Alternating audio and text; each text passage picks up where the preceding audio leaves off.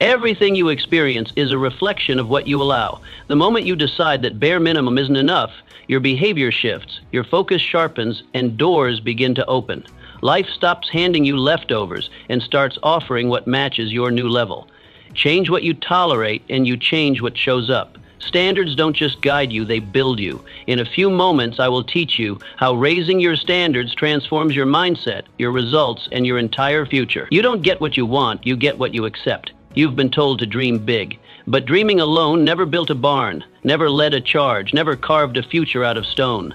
You don't rise in life because of what you wish for, you rise because of what you refuse to tolerate. Your current reality isn't the result of your goals, it's the result of your standards. If you accept mediocrity, that's exactly what you'll get. If you allow excuses, they'll multiply like weeds in an untended field. What you allow in your day becomes the law of your life. The moment you raise the bar on your habits, on your effort, on your thinking, you begin to shift the direction of everything. But if you wait for things to change around you, you'll be waiting forever. Raise your standard and your energy changes. Raise your standard and your focus sharpens.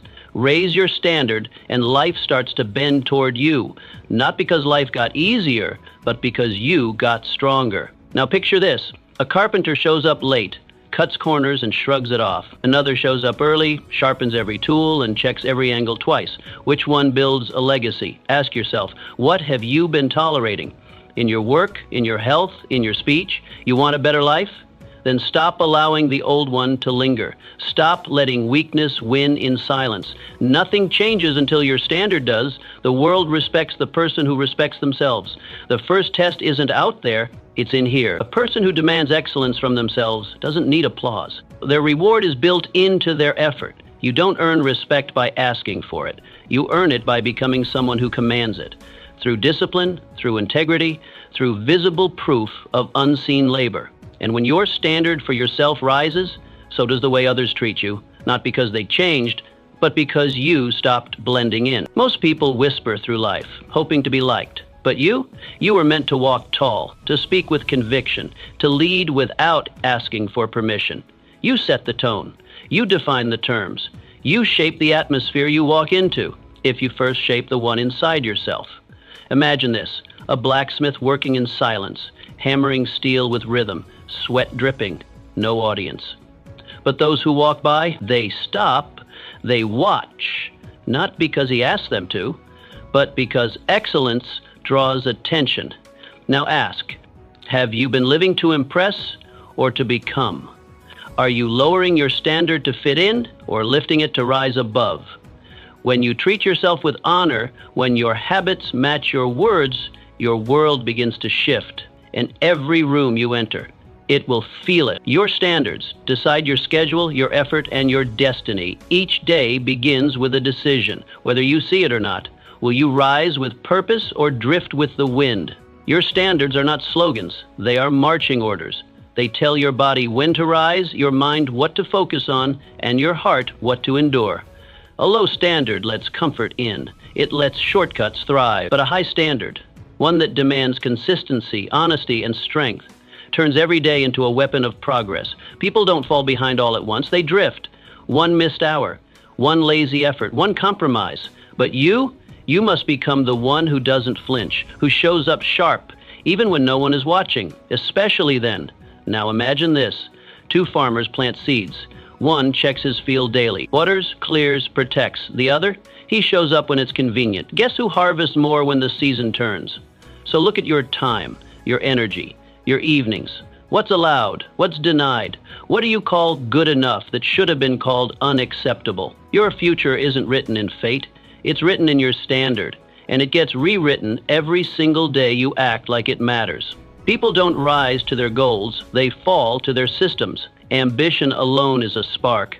It glows for a moment, maybe even lights a fire, but without structure, it burns out. You can crave success, you can hunger for wealth, respect, greatness, but if your habits are built on impulse instead of principle, that ambition becomes noise, loud, distracting, but powerless. Think about it. Everyone wants more money, more peace, more strength, but not everyone builds the system that supports more. They confuse desire with discipline. They talk about goals but live without a calendar. They hope for change but repeat the same mornings. This is the great lie ambition tells you, that feeling it deeply is the same as becoming it. It's not. Excellence never rewards random effort. It answers only to structure. Boring, invisible, daily, the kind no one claps for, the kind you do when you're tired, the kind that happens even when no one's watching. It's not your bursts of motivation that shape you. It's the blueprint you repeat without applause. Want to be wealthy? Where's your system for tracking money, learning skill, compounding value? Want to be respected? Where's your structure for self-mastery, discipline, and personal excellence? Want to be free? Show me your calendar. Show me your wake-up time. Show me your rules. Look around. Real winners aren't just talented, they're methodical. They've architected their day like a craftsman shaping oak. Their standards guide their decisions. Their habits predict their success. They don't ask, do I feel like doing it today? They say, this is what I do, because this is who I am. Picture two painters. One shows up daily. He stretches his canvas, mixes his colors, and studies form. He fails often, yes, but his rhythm is sacred. The other? He waits for inspiration. He collects tools, reads books, talks about creativity, but rarely paints. One has habits, the other has hope. Guess who creates a masterpiece? Now ask yourself, are you operating by emotion or by system? When it's cold, do you still train? When no one's watching, do you still deliver? When life is chaotic, do you still return to your non-negotiables? That's the measure. The difference isn't talent, it's tolerance for repetition. It's commitment to the structure that produces outcomes even when results are delayed, even when progress feels invisible, even when it's not glamorous. Success isn't magic, it's mechanical. It runs on systems. If you build one based on standards, not moods, you become unstoppable. If you leave it to chance, you become inconsistent. So design it, define it, write your rules, guard them, live them. Let them carve the weak parts out of you. The man who masters his system masters his future. Ambition makes noise. Systems make progress. And you were not made to chase, you were made to build.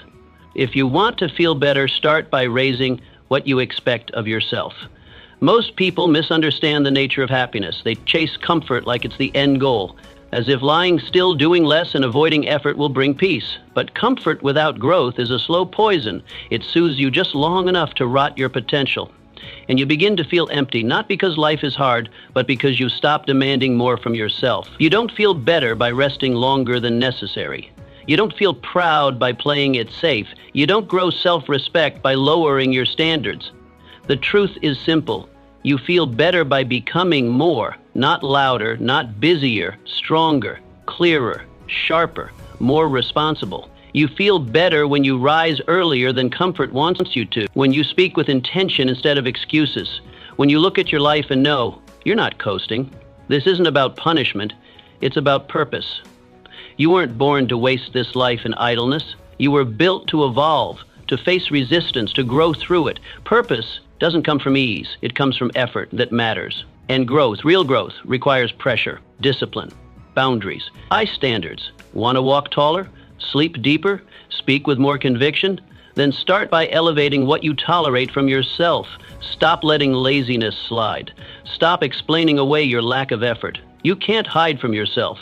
Every skipped promise, every delayed task, every avoided challenge, it registers inside. And over time, it builds guilt, then shame, then identity. But when you do the opposite, when you lift your standards in the quiet moments, when no one's watching, you build dignity. Self-respect is earned in silence, not when the spotlight is on you, but when no one would know if you cut corners, and you still don't. Imagine two runners. One jogs lightly, stops when it hurts, avoids the steep hills. The other attacks the incline. He doesn't enjoy the pain, but he sees it as a test of will, of honor, of who he is becoming. Now ask, who sleeps with a clean heart? Who wakes up proud? Discomfort can break you, or it can build you. It all depends on the reason behind it.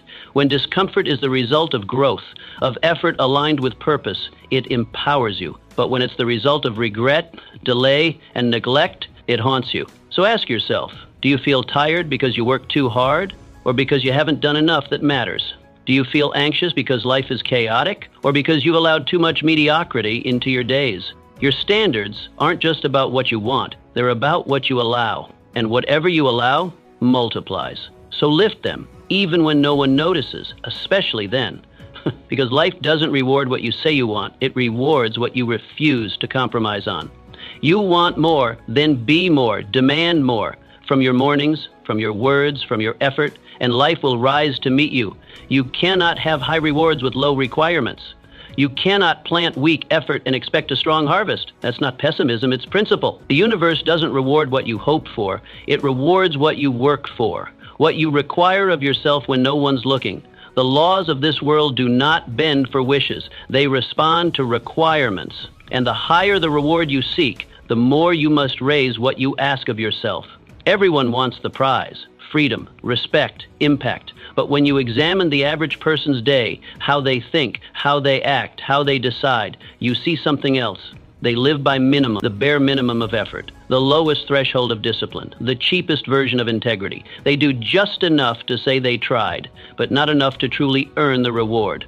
And then they wonder, why isn't it working? Why isn't success showing up? Here's the truth. Life pays according to your standards, not your slogans.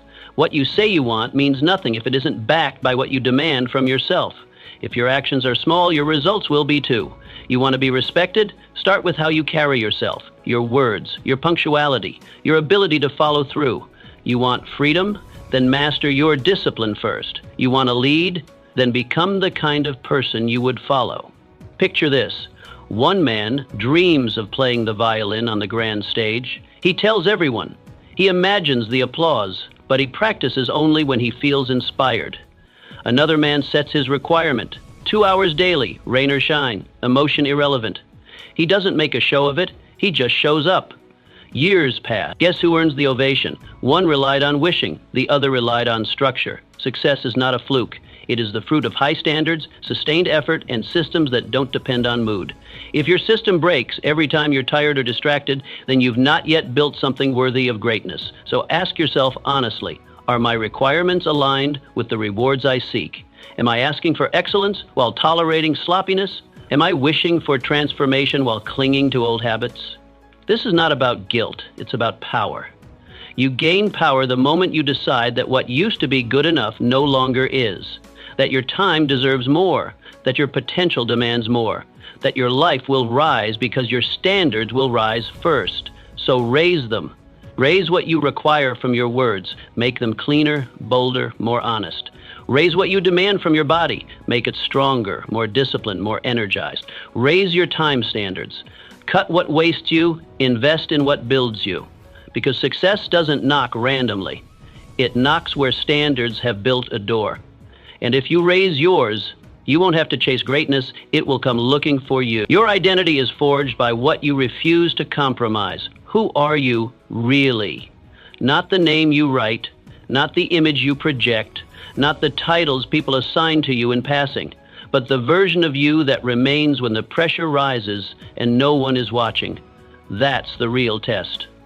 Your identity isn't declared in slogans. It's not built by the opinions of others. It's forged quietly, painfully, in the moments where you refuse to surrender. It's easy to say who you are, but only the sharpest among us prove it when no one else is looking. Every time you say no to the easier path, no to the lazy impulse, no to the temptation to slack just because it's hidden, you carve yourself sharper. These choices may look small, but over time they chisel out the shape of your character. You don't just become disciplined by accident, you decide to be. Most people don't realize how fragile their identity really is.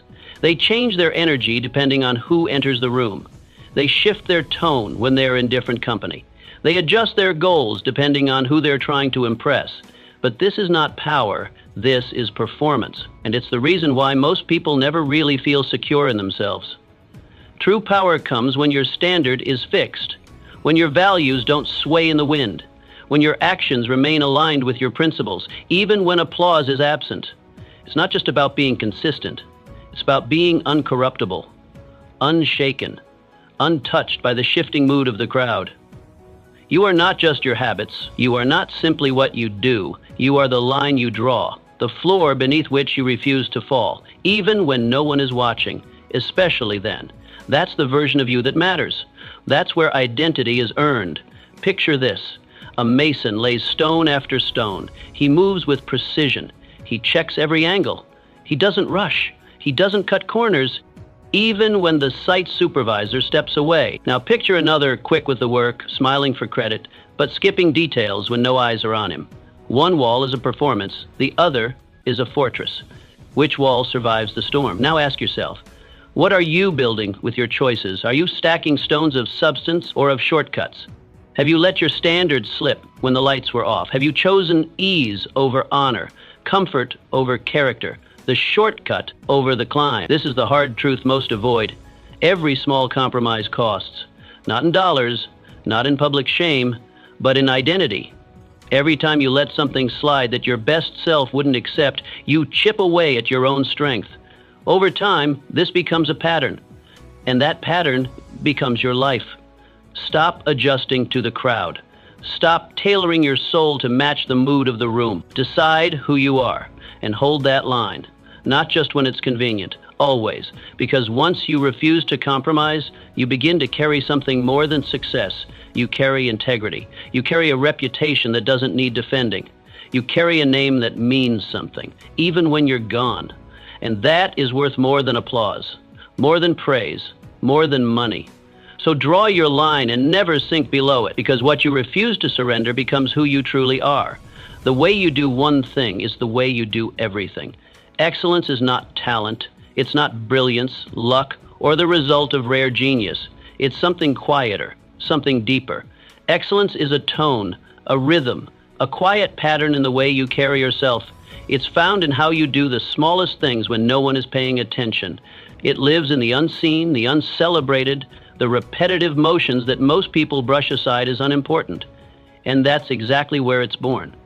You may believe that a late start or a skipped task is just a small slip, that being careless with a detail won't affect the big picture. But that's the great misunderstanding. Everything is connected. The way you sweep the floor echoes in the way you lead a meeting. The way you fold your shirt shows up in the way you manage your money. The small becomes the structure, and the structure becomes your life. What most call minor is the very soil where identity grows.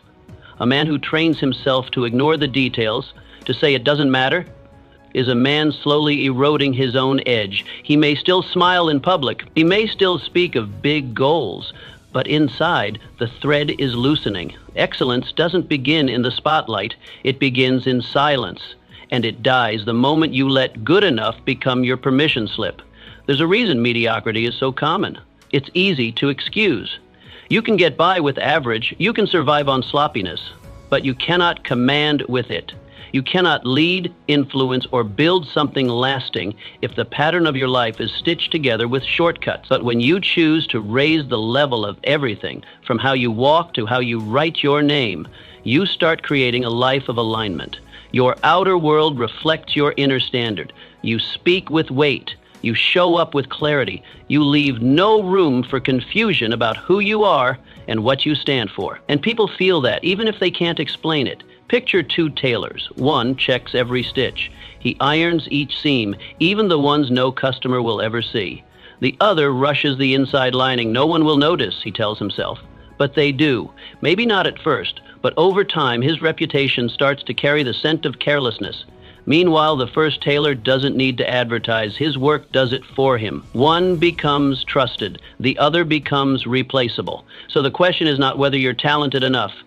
It's whether you're committed enough, whether you treat the unseen as sacred, whether you can hold the line when no one is checking, whether you're willing to do it right, even when it would be faster to just do it now. Excellence is built when you move with the same standard in the quiet as you do in the crowd, when the way you handle your tools, your words, your time is consistent regardless of applause. If you want to rise, do not chase moments. Build the rhythm. Build the tone. The person who moves with excellence needs no noise, no stage, no reminder, because the work itself becomes their signature. And the world, so used to shortcuts, takes notice when someone finally refuses to take one. Your circle reflects the standards you live by. You will not rise alone. That is not weakness, it's reality. No matter how disciplined, how focused, how ambitious you are, the people closest to you shape your momentum. They either pull you forward, or they quietly, sometimes even kindly, drag you down. No one walks entirely alone, and those who pretend to are often surrounded by voices they've chosen not to notice. Take a long look at your circle, not the crowd you occasionally laugh with, but the few whose voices you allow inside your mind. Do they sharpen you or soften you? Do they hold you to your highest standard or let you off easy when it counts most? Because here's the truth. If you surround yourself with complainers, your standards will rot. If you keep close to those who mock discipline, belittle ambition, or worship comfort, you will lower your aim without even realizing it. Your circle is your mirror. It doesn't just show you where you're going, it reflects what you tolerate. A man with high standards cannot thrive in a room that ridicules effort. He cannot grow in an environment where progress is mocked, truth is traded for flattery, and ease is the highest value. Sooner or later, he will have to choose his future or their approval. You can't keep both. The idea that you must be surrounded by dozens is false. You don't need a stadium, you need alignment. One or two people who truly see you, who don't let your excuses slide, who call you out, not out of jealousy, but out of respect. People who demand more from you than you once knew how to ask of yourself. These are not critics, they are comrades, and they are rare. Now picture a crew of rowers, their oars slicing through water with rhythm and power. Each person in the boat matters. If even one drags his oar lazily, the rhythm breaks. The boat begins to spin, wobble, slow. The energy of the entire team is disrupted by the apathy of one. But when all row with force and focus, when they trust each other, push each other, match each other's pace, the boat flies across the water. Effort becomes effortless. Progress becomes natural. The same is true for your life. One lazy voice in your ear can cost you a year. A disciplined ally can ignite a decade. So ask yourself honestly, who's in your boat? Are they rowing or are they resting? Are they pushing forward or just along for the ride? Are they helping you rise or quietly sinking your momentum? These are hard questions, but they are necessary ones because your environment is never neutral. Every conversation, every relationship, every shared silence is either sharpening you or softening you. If you're serious about change, the first shift must happen in your circle, not in anger, not with arrogance, but with clarity, with the calm confidence that says, I'm going somewhere and I cannot carry what weakens me. Sometimes the most respectful thing you can do for yourself is to walk away from people who once felt comfortable but now keep you small. This doesn't mean you think you're better than others. It means you've decided to be better than you used to be. And every standard you raise will make someone uncomfortable. That's how you know you're growing. When you start waking up early, setting boundaries, speaking with purpose, you'll notice who begins to distance themselves. Let them. Not everyone is meant to join you at the next level. Growth demands friction, and friction reveals loyalty. The ones who truly support your rise will not be offended by your higher standards. They will rise with you or cheer you from the shore. So protect your energy like your future depends on it, because it does. Choose wisely who rows beside you. Listen closely to who speaks into your plans. And never apologize for expecting those closest to you to row with purpose, because a rising life is never built alone. It is built with those who row.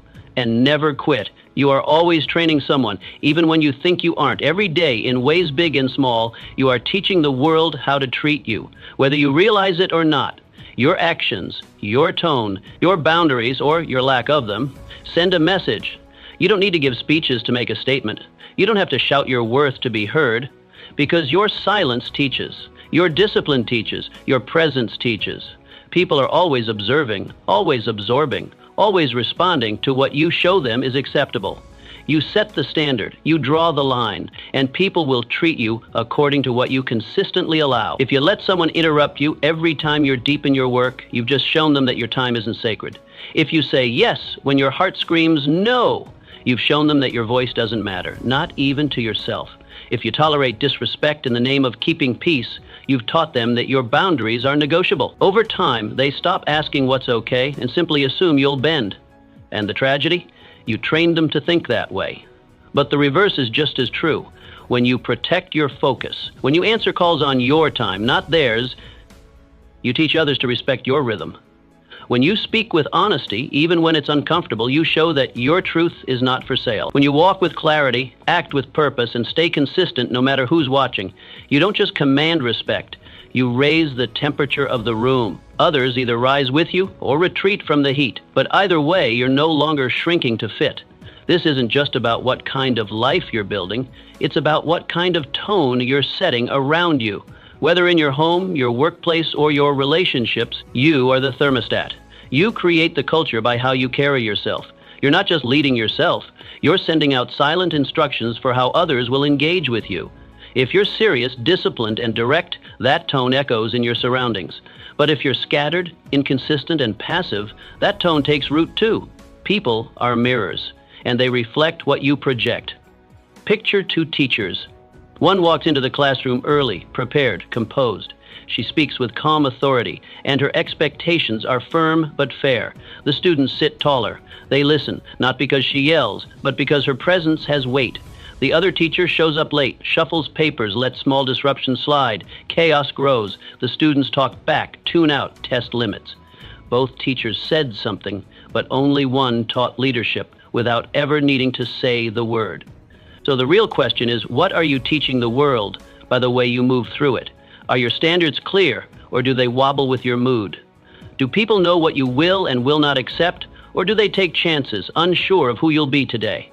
Consistency is power, not perfection. Consistency. When your actions align with your values, people start to understand you without explanation. They feel your boundary. They hear your no even before you speak it. And more importantly, they learn to bring their best when they're around you. That's not arrogance. That's alignment. You want respect? Then act like it. Speak like it. Move like it.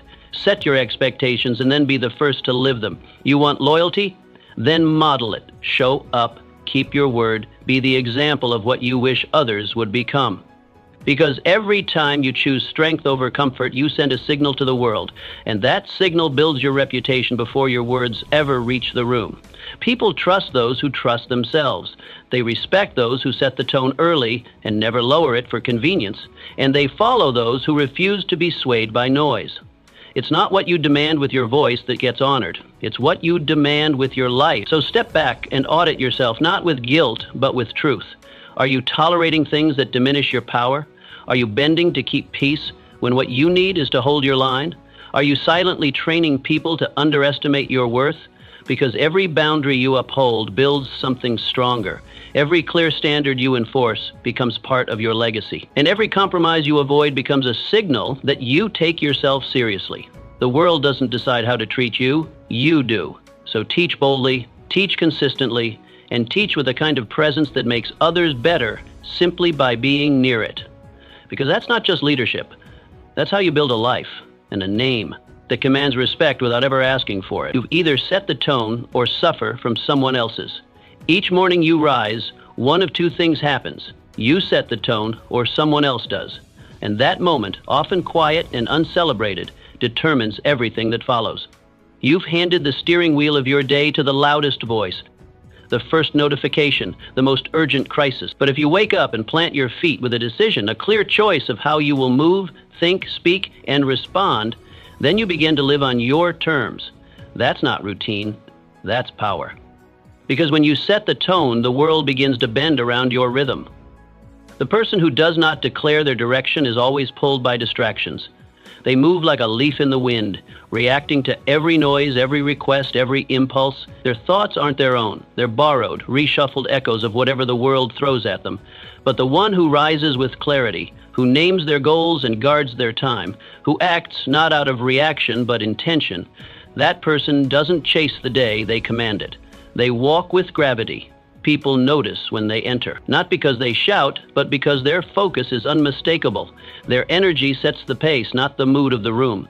That kind of leadership isn't accidental. It's the result of inner authority, built each morning by design. Now picture this. Two workers arrive at the same factory. The shift hasn't started, the machines are still warming, but their presence already speaks volumes. One walks in early, coat straight, posture upright, eyes sharp. He doesn't need to say a word. His readiness announces itself. The other stumbles in late, shoulders slouched, still rubbing sleep from his eyes, dragging his steps like the day is a punishment. Both face the same tasks, the same hours, the same environment, but only one is setting the tone. The other is being set by it. That's the difference between control and drift, between progress and pause. And over time, it's the reason one climbs and the other stays stuck. So ask yourself, honestly, are you setting the rhythm of your day? Or are you waiting for someone else to push you forward? Do you walk with conviction, or do you stumble through borrowed thoughts, influenced by moods, media, and the habits of people you don't even admire? You don't need a megaphone to lead. You need clarity. You need to speak to yourself before the world gets a chance to speak first. That inner voice, trained, disciplined, and confident, must be the first sound that echoes in your mind. Otherwise, the noise of others will do the talking for you, and eventually the living too. If you want power, not in the shallow, loud sense, but the kind that shapes rooms and decisions, then begin by commanding your environment. Start with your desk, your schedule, your words, your posture. Clean them up, sharpen them. Walk through the door like you belong at the top, not with arrogance, but with unshakable clarity. Because when your standard is high, when your attention to detail is fierce, the world notices. It may resist at first, but eventually it adjusts. People rise around those who refuse to lower their standard. They step back when they know mediocrity won't be tolerated. That is leadership. Let others feel your seriousness, not through force, but through consistency. Let your presence signal that here we aim higher. Here we value time. Here we work with purpose. Because standards are contagious. The moment you stop explaining and start embodying, the world begins to reflect what you demonstrate. You'll see it in how people speak to you, in how they show up, in how they treat your time, your space, your boundaries. And when they don't align, you won't have to shout. You'll simply move forward without them.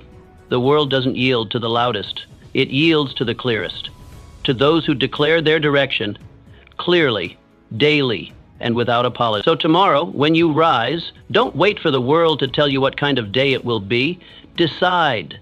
Decide what energy you will carry, what standard you will enforce, what rhythm you will walk to. Because once you set the tone, the noise fades, and your life, instead of being shaped by circumstance, begins to be shaped by choice. When you raise your standards, your past will try to pull you back. Change is not a straight road paved with applause. It's not just about becoming better. It's about facing the resistance that rises the moment you try. The second you raise your standards, something inside you and something around you starts pulling you back. It's quiet at first.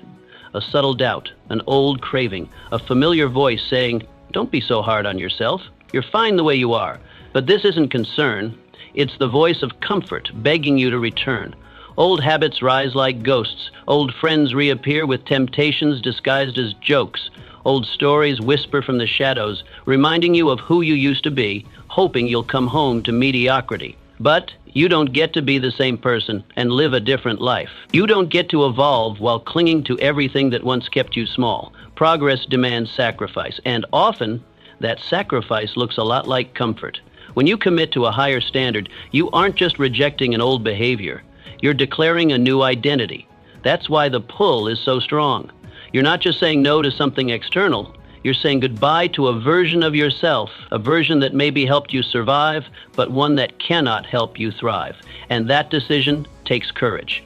Because when you choose character over comfort, when you say, "This is who I am now," and mean it, you will feel the loneliness of leaving the crowd behind. But you must. Because the standard you've now chosen is not about making life easier. It's about making you stronger. The old you doesn't belong in the room you're building. And if you keep inviting him back, you sabotage your future from within. You cannot become something new while holding tightly to who you used to be. Change begins with subtraction, cutting out the behaviors, conversations, and company that no longer serve the life you're committed to building. That means some friendships won't survive. That means some rituals, some routines, some late-night comforts have to go. Not because you hate them, but because they no longer align with who you are. Think of a snake shedding its skin. It doesn't hate the old skin. It simply can't grow until it lets it go. Growth requires you to release the familiar, and often the familiar is exactly what's holding you down. Your next level of life has no place for things you once tolerated. Picture this: a man makes a decision to stop drinking. He wants clarity. He wants discipline. He wants self-respect. His old friends don't understand. They laugh. "Just one," they say. "Don't be so dramatic." He hesitates because returning would be easy, familiar, comfortable. But it's a trap. If he returns even once, His old identity wins.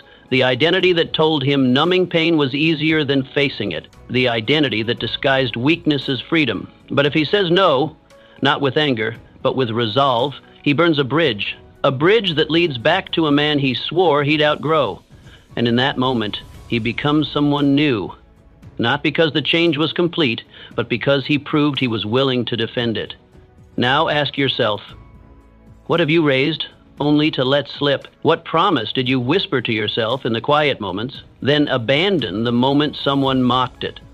What version of you tried to emerge but couldn't survive under the pressure of old influences? We've all felt it. The moment you commit to something better, the world tests your seriousness. It will laugh at your new routines. It will tempt you with ease. It will push you to compromise just once, because what's the big deal? But every small compromise is a crack in your new foundation, and enough cracks will bring the old house crashing down. When you raise your standards, expect resistance. It's not a sign you're doing something wrong. It's proof you're shifting something real. Comfort hates disruption. Mediocrity despises clarity, and the people who once cheered you on may feel threatened when you begin demanding more from yourself and from life. That's part of the price. But the reward? Power. Quiet, unshakable power. The kind that comes not from controlling others, but from mastering yourself. The kind of power that builds respect in silence, that turns boundaries into shields, that makes others say, there's something different about you, even if they don't have the words for it. This isn't a game. This is your life. And no one gets to walk two roads at once. So if the old path leads to weakness, laziness, compromise, burn it. Not with bitterness, but with finality. Let it go. Because it's not just about moving forward. It's about making sure you never have the option to slide backward.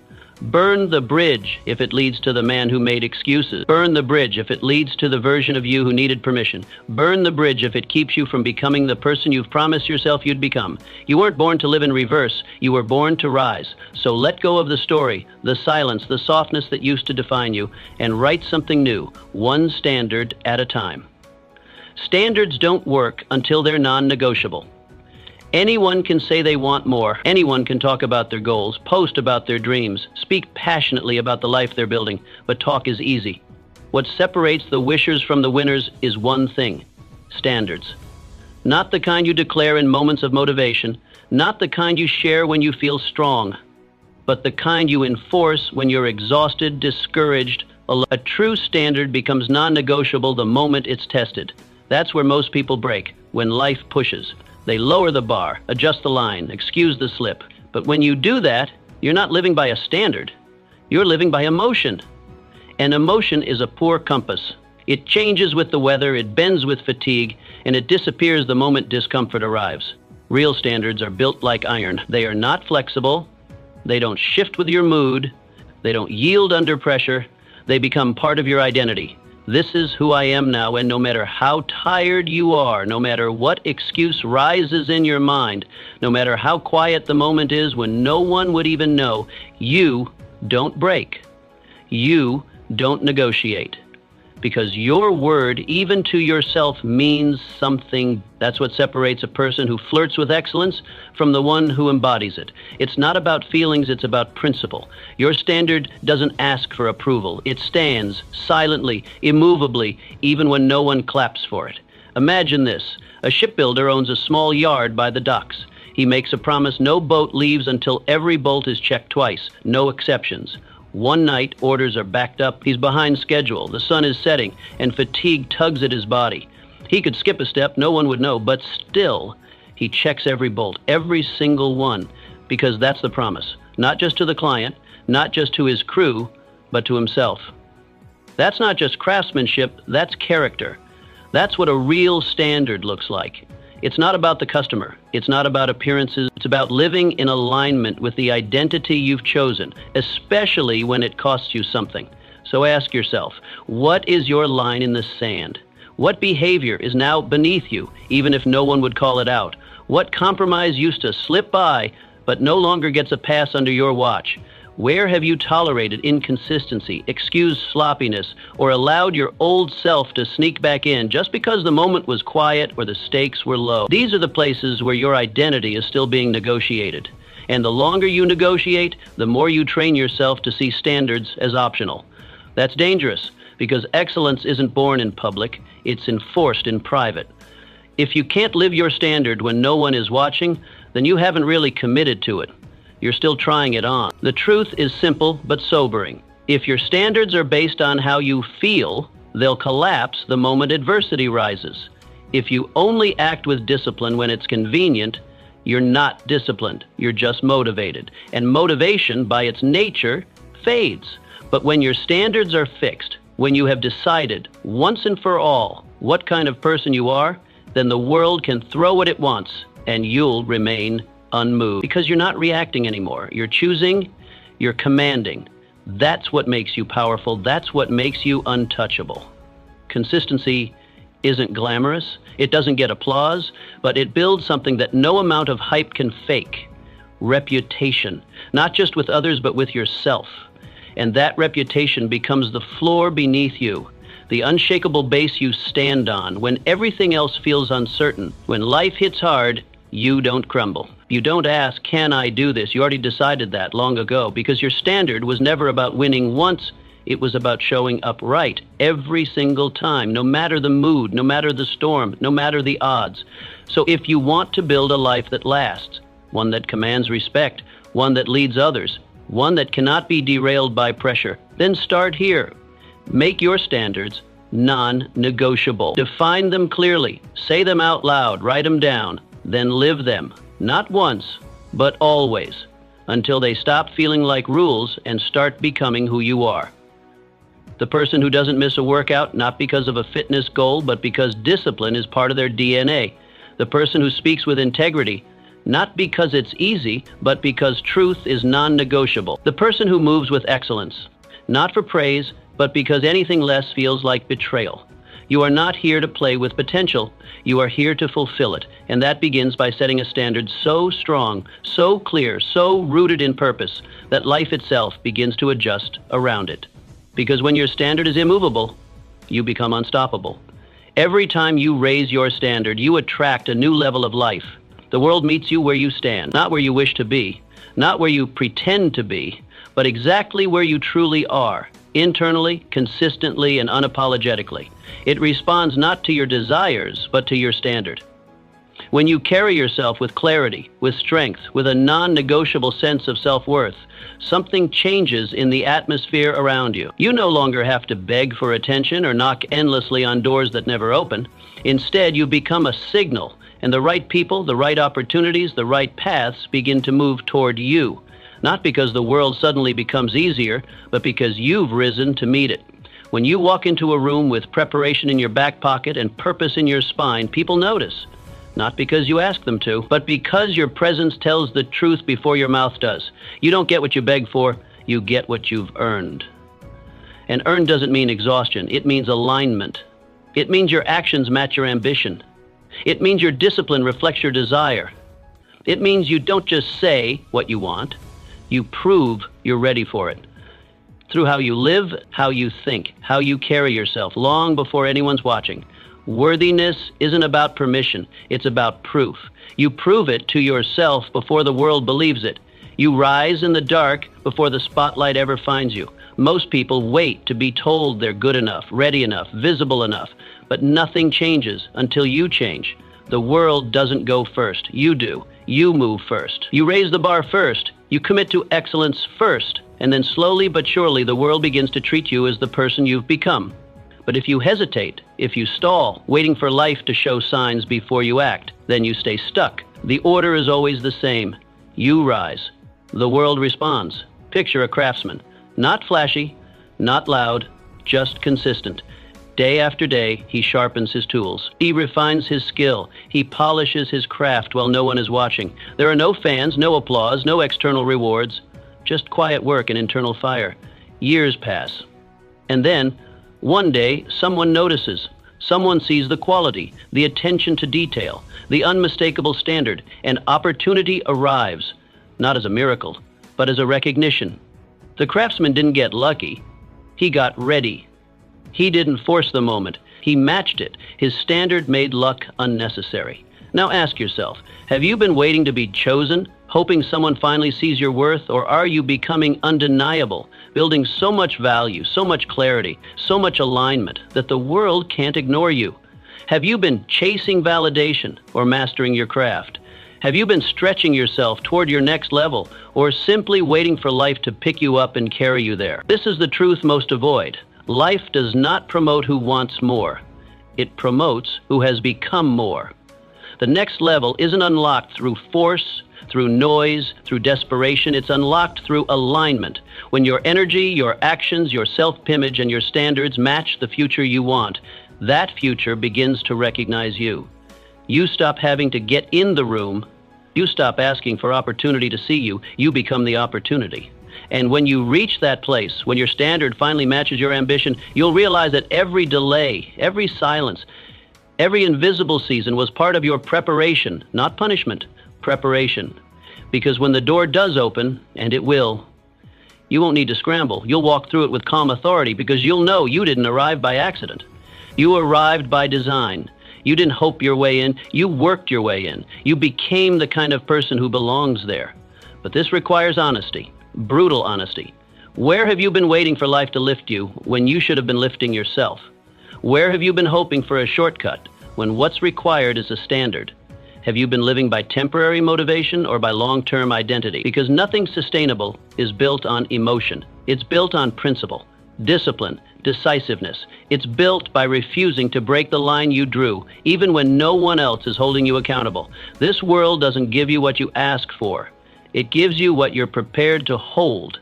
And preparation isn't passive, it's active. It's the early mornings, the extra mile, the quiet refusal to drop your standard just because no one's watching. You aren't owed anything, but you are capable of everything, if you're willing to become the kind of person who can carry it.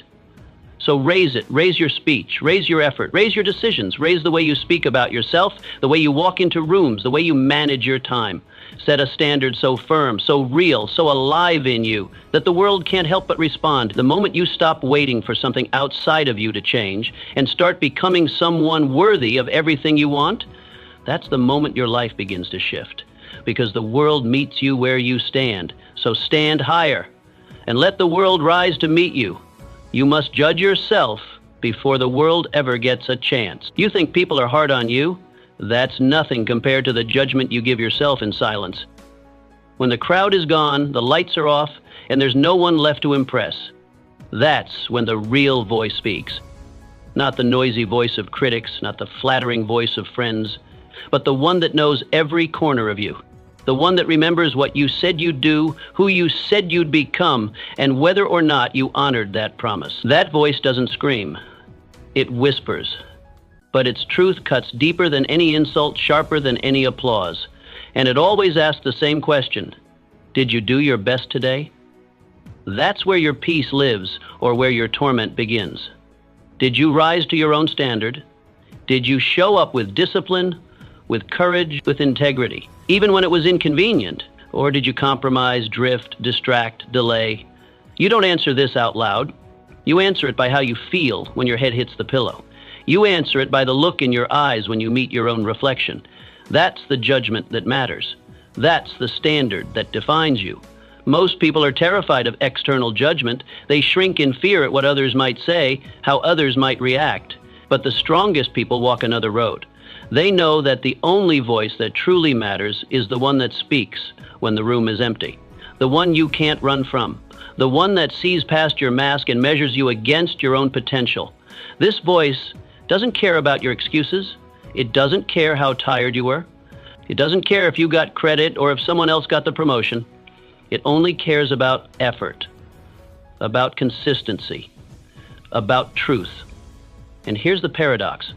The stronger your standards become, the louder that voice gets. Not because it's cruel, but because it knows what you're capable of. It's not there to break you. It's there to build you, to remind you of the level you committed to, the identity you declared, the future you claimed. That voice is your ally, if you're willing to listen with honesty. Picture this. a soldier on night watch. There are no officers around, no cameras, just darkness, cold air, and silence. He could relax. Let his eyes close for just a moment, but he doesn't. He stays alert, focused, not because someone might catch him, but because he is watching, because he knows the oath he took, because he will know if he fails, even if no one else ever does. That's the kind of honor that doesn't need a spotlight. That's the kind of standard that builds something unshakable. So ask yourself now, are you living for applause or for peace? Are you working for show or for pride? Are your daily choices driven by appearance or by alignment? When you say you value discipline, does your routine reflect it? When you say you want greatness, do your actions chase it or just admire it from a distance? These are not questions for others. They're not for your followers, your co-workers, or your family. They're for you. And they're answered not in words, but in quiet accountability. Judge yourself, not with cruelty, but with bold honesty. That kind of judgment is not meant to destroy your self-worth. It's meant to reveal your self-respect. Hold the mirror without flinching. Look clearly. Ask, did I give enough? Did I waste today or use it? Did I protect my time or let it bleed away in distraction and delay? These answers sting sometimes, but they also sharpen you. They forge you. And the person who masters self-judgment, who lives by an internal scorecard, never has to fear anyone else's opinion because they know with certainty that their worth is built on real substance, not shallow approval. You can fool the crowd, you can charm the office, you can play the part well enough to earn smiles and awards, but you cannot lie to your conscience. You cannot escape the nightly audit of your own soul. And the higher you climb, the more demanding that voice becomes, because it knows you're no longer the person who just hopes for more, you're the person who's capable of it. And anything less than your best becomes a betrayal, not to the world, but to yourself.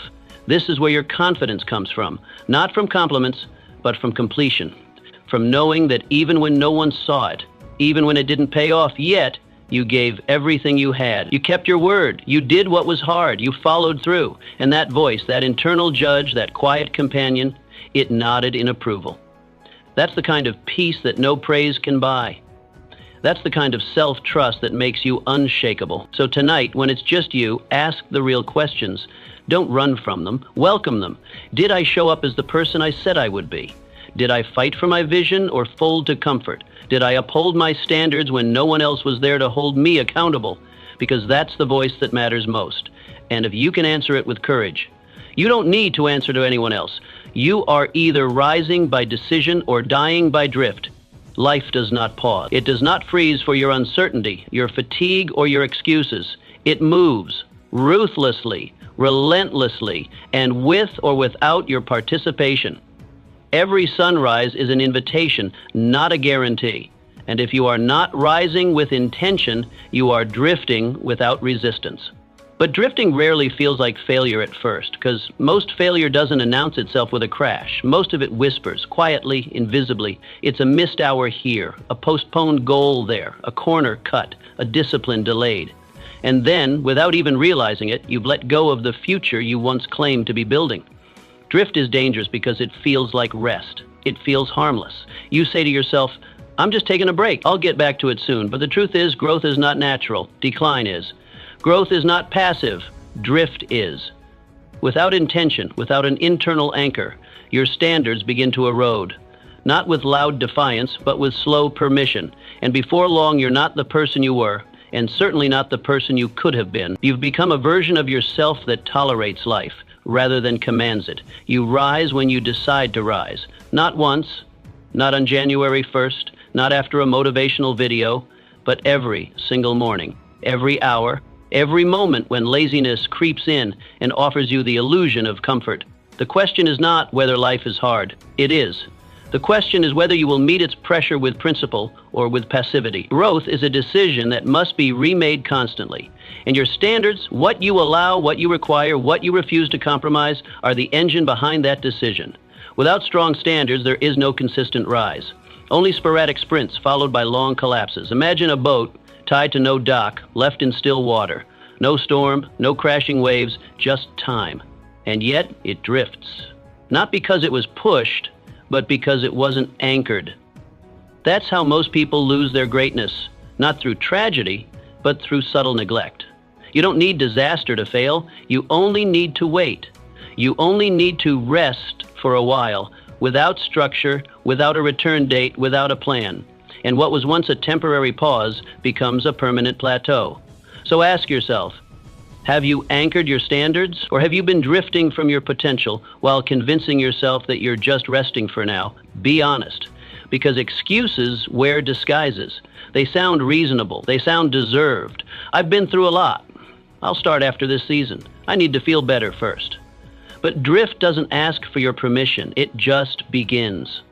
And every day you delay your return is another mile further from the person you promised yourself you'd become. Each day you wait for perfect conditions is a day lost to drift. Waiting for motivation is like waiting for the wind to carry you. It might come, but it will never be consistent. And while you wait, time moves. Your body weakens, your skills dull, your vision fades. The world won't stop spinning just because you paused your pursuit. Someone else out there is choosing discipline today. Someone else is rising in the same storm you're sitting in. The difference isn't the environment, it's the anchor. But there is a remedy, and it's not dramatic, it's not even loud. It's a choice, made in silence, repeated in private. It happens when you wake up and move before you feel ready. When you say no to the voice that says, take it easy, and yes to the one that says, we rise now. It happens when you decide that discipline is more important than feeling good, that action comes before inspiration, that progress, even if small, is better than perfection delayed. Each time you choose effort over ease, discipline over delay, clarity over comfort, you win something back. You reclaim a piece of who you were born to be, not because it's easy, but because it's necessary. Growth requires resistance. If you are not pushing against something, you are not building strength. You are losing it. Every act of discipline is an act of defiance against drift, and each one plants a stake deeper into the ground of your future. Do not underestimate the quiet days, the ones with no praise, no spotlight, no urgency. Those are the days when drift sneaks in, and those are the days that define you. Rise in those moments, and you won't need to rely on adrenaline to build your life. You'll rely on identity, and that kind of person becomes unshakable. This is not about perfection. You will fall, you will slip, you will have days where drift wins, but the question is, do you notice it? Do you correct it? Do you return? A person who is anchored might drift for a moment, but they never drift far, because their standards pull them back. Their vision calls them home. So draw the line, set the anchor, define the standard that says this is who I am, even when no one's watching, because your future isn't waiting, it's moving. And the question is not whether it will arrive, it's whether you'll be ready to meet it. Drift or rise. But choose, because if you don't, life will choose for you, and it rarely chooses the highest version of who you could have been. What you accept privately will define you publicly. No one sees your private moments. No one watches how you start your day when the alarm goes off and there's no meeting to run to. No one sees how you speak to yourself in frustration or 5 minutes of silence to think. No one notices the 1,000 invisible decisions you make when no one is around to clap or criticize. But those moments, they build you. That's where the real work is. That's where the public version of you is formed, refined, and ultimately revealed. Your standard doesn't live in your slogans. It lives in your solitude, in how you treat your time when it feels like there's no consequence, in how you handle your responsibilities when no one would blame you for letting them slide, in how you hold your posture, your words, your integrity, not for show, but because you're watching yourself. The world only sees the result, but you know the process. You know the corners you cut, or didn't, and eventually so does everyone else, because your private habits become your public reputation. Whether you like it or not, people marvel at greatness. They stand in awe at the results. The record-breaking athlete, the compelling speaker, the masterful leader. But what they forget, or ignore, is the fact that those results were not born in the arena. They were born in silence, in the shadows, in the hours and days and years when no one was watching, when motivation had long since left the room and only standards remained. Greatness isn't an act, it's a rhythm, and rhythm is built in private. It's the decision to not cut the corner, to do the extra rep, to proofread the sentence again, not because the audience will know, but because you will. It's in those invisible acts that power grows, Every time you choose effort over ease when no one else is looking, you put another brick in the foundation of a life that can stand in the storm. Every time you betray your own standard behind closed doors, that foundation weakens. The cracks may not show yet, but give it time, they always do. Picture this. A writer sits at a desk, surrounded by silence. The world outside is rushing past. No one is waiting on him. No deadline looms. But he leans forward, eyes fixed on a single sentence. He rewrites it, not once, not twice, 10 times. Not because a critic will count, but because he knows. Because his standard is not dictated by the audience, but by his own code. His readers won't see the struggle, but they'll feel the result, the clarity, the sharpness, the authority. That's what real work does. It leaves fingerprints, even when no one saw the hands. Now ask yourself honestly, what are you letting slide in private, hoping it won't catch up with you? What promises have you stopped keeping just because no one noticed? What behaviors, once a matter of pride, have you now excused in the name of just this once? These are not small matters. These are the places where your standard truly lives, and they are the first things the world will feel, even if it never sees them. If you want strength in the spotlight, you must raise your standard in the shadows, not once, not just when you're inspired, but daily, especially when it's quiet, especially when it seems to not matter, because everything matters.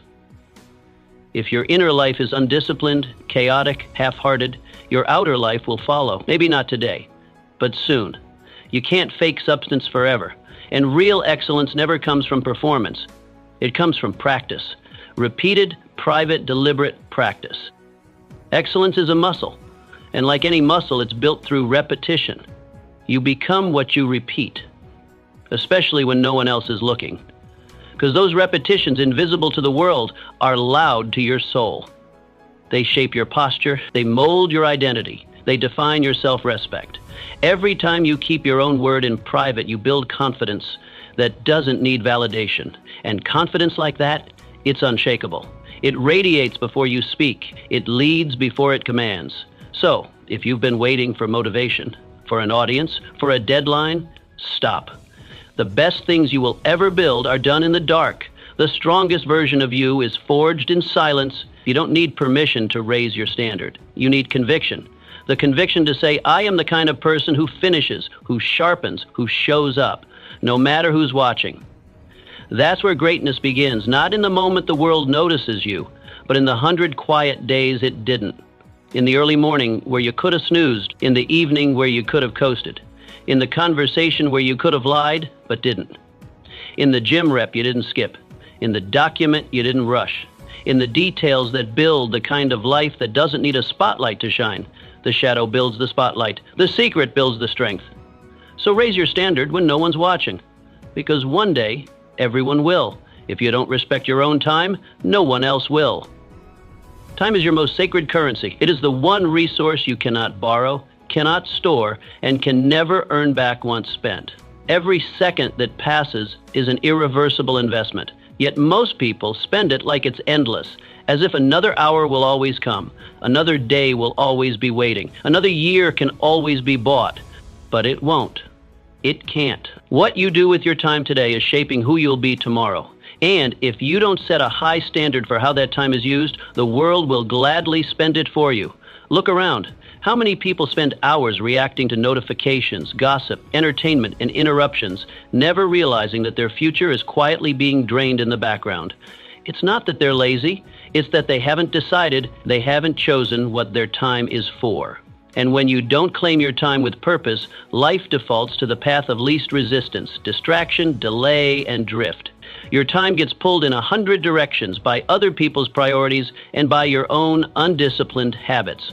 If you don't protect your time, others will steal it. Not maliciously, not always intentionally, but they will take it. They'll fill your calendar with meetings that don't matter. They'll send messages that demand attention, but not action. They'll ask for favors that cost you more than it benefits them. And if you haven't drawn the line, you'll find yourself constantly available but rarely effective. You'll confuse motion for meaning, busyness for value, noise for purpose. And if you don't guard your focus, the world will drown it in nonsense, meaningless headlines, pointless debates, You'll spend the prime energy of your life reacting to things that don't matter and then wonder why the things that do never seem to move forward. The problem isn't a lack of hours, it's a lack of standards.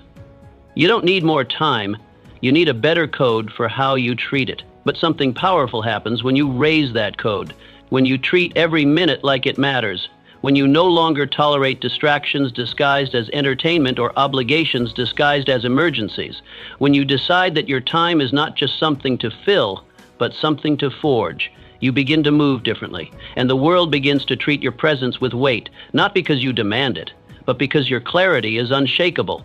People feel when someone has standards. They step carefully around those who value themselves. Picture this: two craftsmen. Each has the same tools, the same hours, the same potential. One checks the clock every 10 minutes, answers calls, gets pulled into conversations. He allows interruption. He lets energy leak. The other? He sets his hours, closes the door, moves with rhythm. Every hammer strike, every measurement, every decision is deliberate. He's not rushed, but he's relentless. He doesn't just use time, he commands it. And what he creates, it reflects that fire. The difference isn't talent, it's time. Respected, protected, and used with purpose. Now ask yourself honestly, have you been casual with your time? Have you traded your mornings for extra sleep, your evenings for noise? Have you surrendered your energy to people and problems that don't deserve it, simply because you never decided what your time was meant to build? If you want to rise, if you want to own your life, you must raise your standard for how you spend your time. That means you need a plan, not just a calendar full of appointments, but a conviction full of priorities. You must ask yourself, what am I really building? And then block out time, sacred, guarded time, for the work that fuels it. And when people try to take it not out of malice, but out of habit, you say, this hour is spoken for, not because you're rude, but because you're serious. You train people how to treat your time by how you treat it first. If you act like your time is negotiable, they will treat it as disposable. If you treat it with clarity and intention, they will rise or they will fall away. Either way, your life becomes sharper, cleaner, purpose-driven. You don't need more hours, you need higher standards. The CEO has 24 hours. The Olympian has 24 hours. The writer, the builder, the entrepreneur, they all live within the same limit. The difference is what they refuse to waste. It's not about being busy, it's about being aligned. Every task, every meeting, every block of time should echo your mission. And if it doesn't, cut it. Don't explain, just cut it. Because you have something to build. Decide what your time is for and defend it with conviction. Mornings are for clarity. Guard them. Midday is for momentum. Focus deeply. Evenings are for reflection or rest, not for unconscious escape. Build rituals that reinforce your mission. Design your schedule to elevate your standard. Let your calendar be a mirror of what matters most, not to others, to you. Because once you respect your own time, you teach the world to do the same. And when time starts working for you, not against you, you stop chasing progress and start compounding it. That's when your life shifts, not because of luck, not because of hustle, but because you finally decided that your time was sacred and you rose to meet it. A low standard feels safe until it destroys you. Comfort can feel like protection. It wraps around you like a soft blanket and tells you everything's fine, that you're doing enough, that you deserve to coast. But comfort, unchecked, is a trap. It whispers lies that keep you small. It shields you not just from pressure, but from power. And the longer you hide there, the more fragile you become. The more you avoid challenge, the more foreign it begins to feel. And then, when life inevitably tests you, and it will, you find that you are unprepared, exposed, empty-handed in the storm you never thought would come. That's the brutal truth about low standards. They feel safe until safety is no longer an option. Because real life doesn't care about your comfort zone. It cares about your capacity, your resilience, your strength.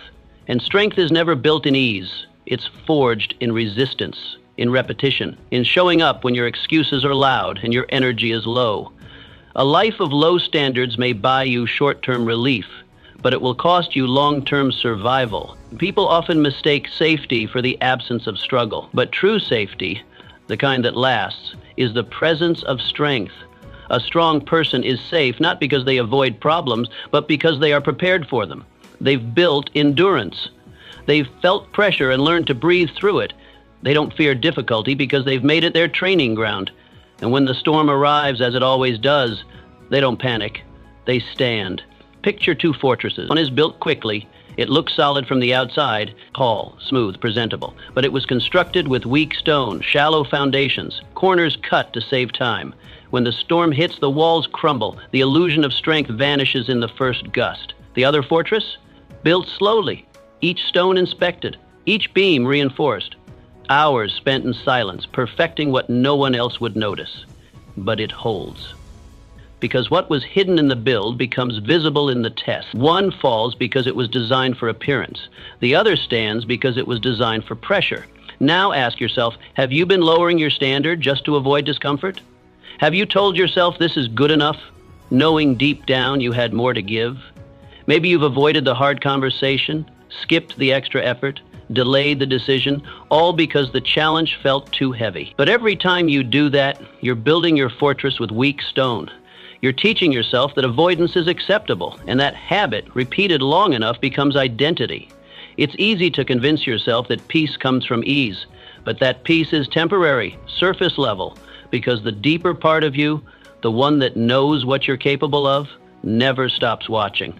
And when you ignore that voice long enough, something inside begins to decay, not loudly, but silently, softly, until one day you look at your life and wonder how it became so hollow, so vulnerable, so afraid of being tested.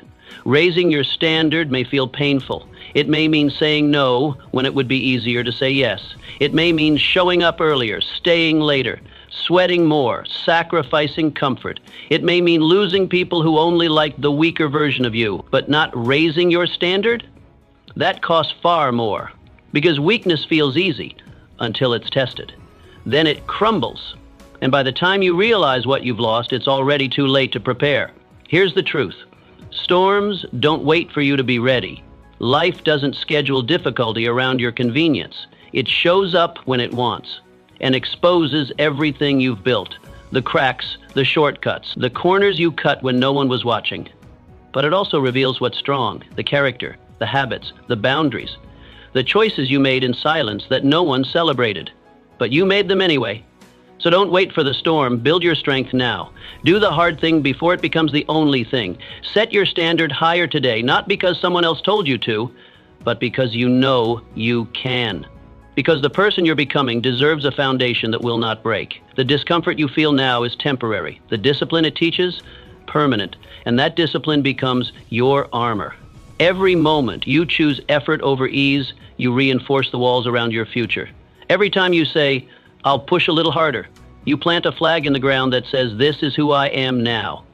That decision doesn't need applause. It needs consistency.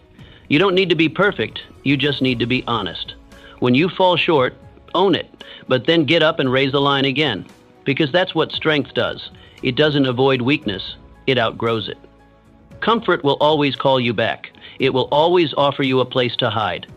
But ask yourself, who do I become if I keep saying yes to that voice? Who do I let down, besides myself, if I keep choosing the easy path? And more importantly, who could I become if I chose pressure instead? If I let the fire refine me instead of avoiding the heat? That answer is not found in words. It's found in action. One day, one decision. One higher standard at a time. So raise the bar, set the stone, and start building a life that holds, because when the storm comes, and it will, you won't be afraid. You'll be ready. When you change your standards, you change your identity. A man doesn't truly change when he switches jobs, buys new clothes, or moves to another city. Those things may shift the scenery, but they don't touch the soul. Surface change can create the illusion of growth. But real transformation begins when you raise what you will no longer accept from yourself. When you stop asking, what do I want, and start asking, what will I never tolerate again? That's when everything begins to shift. You don't step into a better life by reaching higher. You step into it by refusing to sink to the level you once lived at. You don't rise because you add more dreams. You rise because you raise your minimums. At the core of change is not ambition, it's refusal. The moment you draw a line in the sand and declare, "Never again will I live below this," you begin the true work of reinvention. That line may be invisible to others, but it carves deep into your character. It separates who you were from who you are becoming. It changes your posture, your voice, your habits, your presence. You no longer move from pressure or performance, you move from principle. And with every decision that honors that line, your identity sharpens. You begin to look in the mirror and recognize yourself not for who you were, but for who you've chosen to be. This change doesn't need a crowd. It doesn't require a ceremony. It happens in quiet moments of decision. When you delete a contact who drains you, when you show up on time not because anyone's watching, but because you said you would. These decisions stack. They harden into integrity, and over time, they reshape you, not by force, but by alignment. And then, something even more powerful happens. The world adjusts. The world may not notice at first, but it always catches up. People feel your new standard. Without needing to be told, they start treating you differently, not because you demanded respect, but because your behavior now reflects someone who respects himself. You don't have to explain your boundaries. They're built into your energy. You don't have to announce your priorities. They're evident in your consistency. Life meets you at the level of your standards. The higher they rise, the more life stretches to match them. Imagine this. A farmer once sold spoiled crops. Not because he was a bad man, but because it was easier. No one really cares, he told himself. Good enough is enough. But one season, something in him changed. He decided that every piece of fruit, every vegetable he sold, would now meet a higher standard, his own standard. He lost a few buyers at first. The ones who came for quick and cheap left. But he didn't fold, he doubled down. He refined his soil, he inspected every harvest, and a year later his name became synonymous with excellence. Not because he chased more, but because he refused less. Now ask yourself, what identity have you accepted because it was convenient? What habits have you kept alive, not because they serve you, but because they're familiar? There's a version of you that exists just beneath your current standard. Stronger, sharper, more deliberate. But that version doesn't emerge when you change your goals. It emerges when you change your requirements.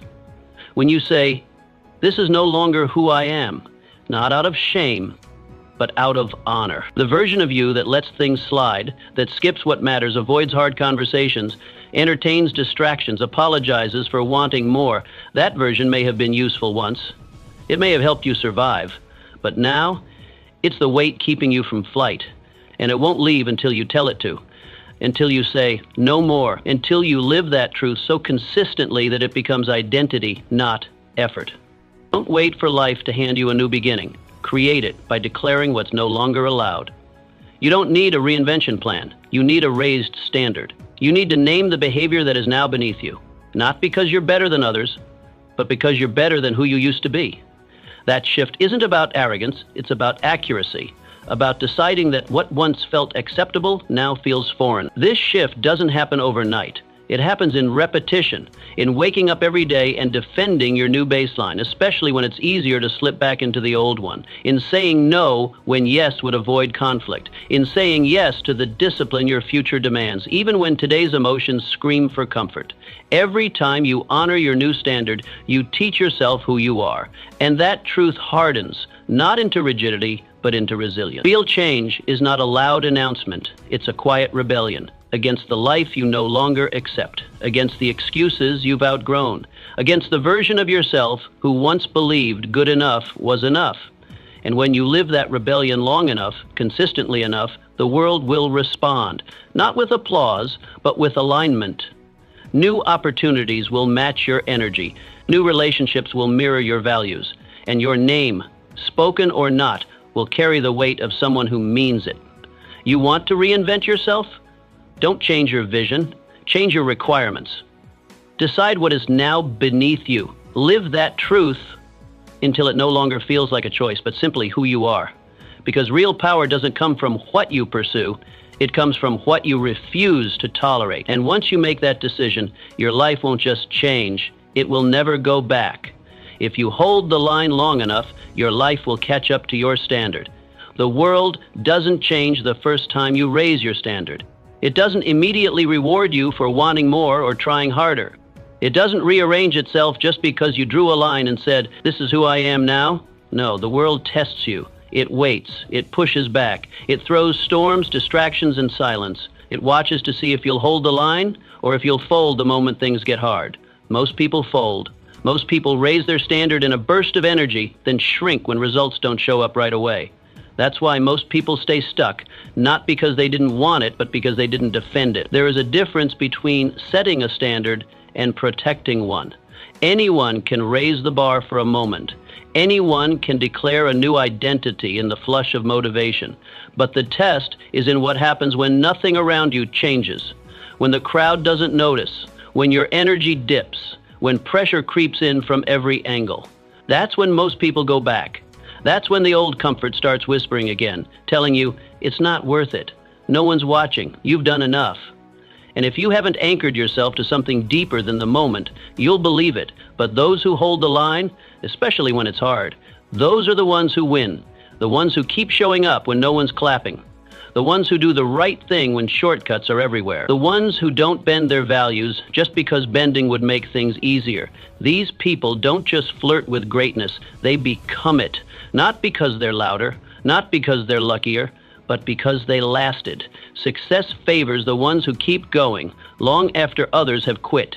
Success is not an event, it's a pattern. It's not about having a high moment of clarity. It's about living that clarity in the middle of chaos. The world respects consistency far more than intensity. The world will not rise for your ambition, but it will eventually respect your resolve. If you defend your standard day after day, hour after hour, eventually life has no choice but to shift. The people who doubted you will take notice. The same world that tested you will begin to adjust to you. Imagine this: a lighthouse stands tall on the edge of the sea. The wind howls, waves crash, storms rage, but the lighthouse doesn't yell back. It doesn't flinch, it doesn't flicker.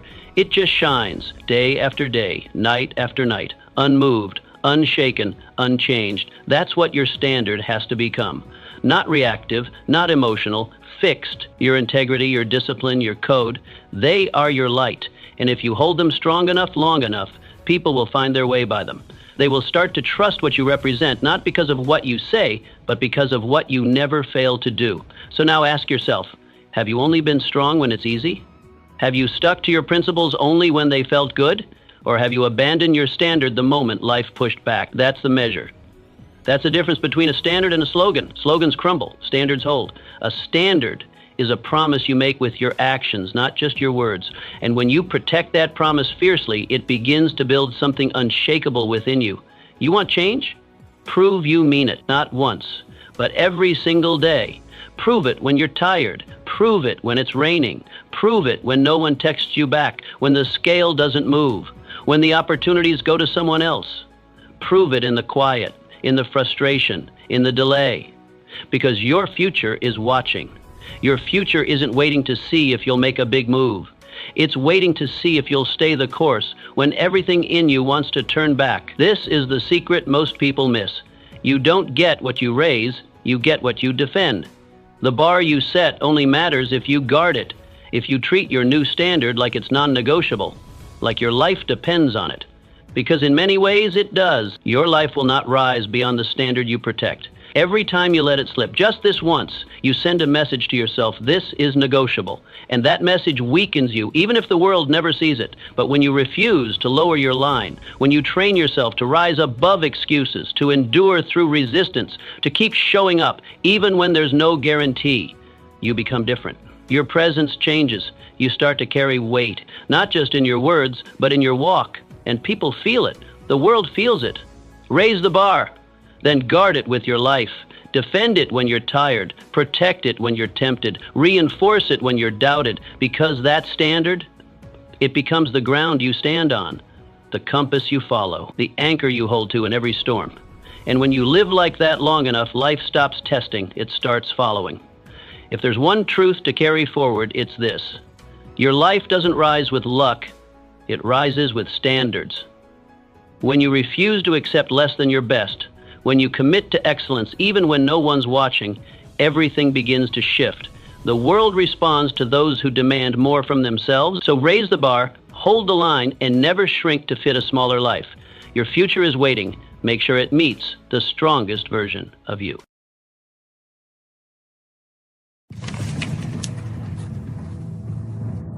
There is wisdom in silence. The world is full of noise. People speaking, opinions being shared, conversations filling every space. But in all this, silence holds a power that few recognize. The one who knows how to be silent at the right time possesses something far greater than mere words. Silence is not weakness. It is not ignorance. It is not passivity. It is strength under control. It is wisdom at work. It is the ability to discern when to speak and when to remain quiet. Many people believe that the more they speak, the more they will be understood. But often, the more a person talks, the less others truly listen. Words lose their value when they are spoken without thought, but silence commands attention when used with purpose. There is a reason Scripture says even a fool, when he keeps silent, is considered wise. Proverbs 17:28. It is because silence creates an air of mystery. It demands respect. It keeps a person from speaking in haste and later regretting their words. How many arguments have been won simply by refusing to engage? How many conflicts have been avoided by remaining silent instead of responding in anger? Silence protects. It shields. It gives time for wisdom to take root before emotions take control. In a world obsessed with being heard, people fear silence. They fear being misunderstood, overlooked, or forgotten. But the one who embraces silence is never truly forgotten. The world remembers those who speak when it matters, not those who speak all the time. Look at the example of Jesus. He was not a man of excessive words. He spoke with precision, with intention, with power. And yet there were moments when he remained silent. When he stood before his accusers, he did not argue. He did not try to prove his innocence. He remained silent because his silence spoke louder than any defense he could have given. That silence was not weakness, it was power. It was wisdom. It was a lesson for all who would follow him. There is great protection in silence. Not everyone needs to know what you are thinking. Not everyone needs access to your heart. When you are silent, you leave no room for manipulation. The enemy works through words, twisting them, distorting them, using them to plant doubt and fear. But when you remain silent, the enemy has nothing to work with. Silence closes doors that would have otherwise been opened through careless speech. Silence also creates space for God to speak. In the stillness, in the quiet moments when words cease, his voice becomes clearer. The noise of the world drowns out his guidance, but in silence, his wisdom is revealed. That is why Jesus often withdrew to be alone, to be silent, to listen. Those who are always speaking rarely hear the voice of God, but those who know when to be silent will find themselves in tune with His Spirit. People often underestimate the impact of a quiet presence. A person who listens more than they speak is often the one others turn to for counsel. They are trusted, they are respected. Their words, though few, carry weight. This is because silence fosters reflection, and reflection produces wisdom. When a person is slow to speak, they have time to consider, to pray, to ensure that when they do open their mouth, what comes out is true, helpful, and edifying. But silence is not just about withholding words. It is also about controlling reactions. When someone insults you, silence can be your greatest weapon. When the enemy provokes you, silence can be your greatest shield. Not every battle requires a response. Some battles are won simply by refusing to engage. The ability to hold your tongue, to restrain your emotions, to remain unmoved in the face of provocation, that is the power of silence. Silence also reveals character. It separates the wise from the foolish, the discerning from the reckless. A fool speaks without thinking, but the wise consider their words carefully. A fool shouts to be heard, but the wise know that sometimes the most powerful statement is the one left unsaid. Silence forces others to reveal themselves. When you remain quiet, you allow people to show who they truly are without interference. You gain insight, you gain understanding, and you gain the upper hand. The power of silence is not just in withholding words, but in knowing their worth.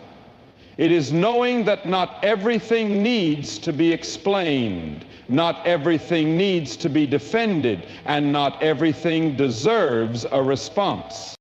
The heart is the most fragile and yet the most powerful part of a person. It is the place where emotions, desires, and spiritual battles take root. The Bible warns, above all else, guard your heart, for everything you do flows from it. Proverbs 4:23. This is not a suggestion, it is a command. To leave the heart unguarded is to leave it vulnerable to every kind of influence, attack, and deception.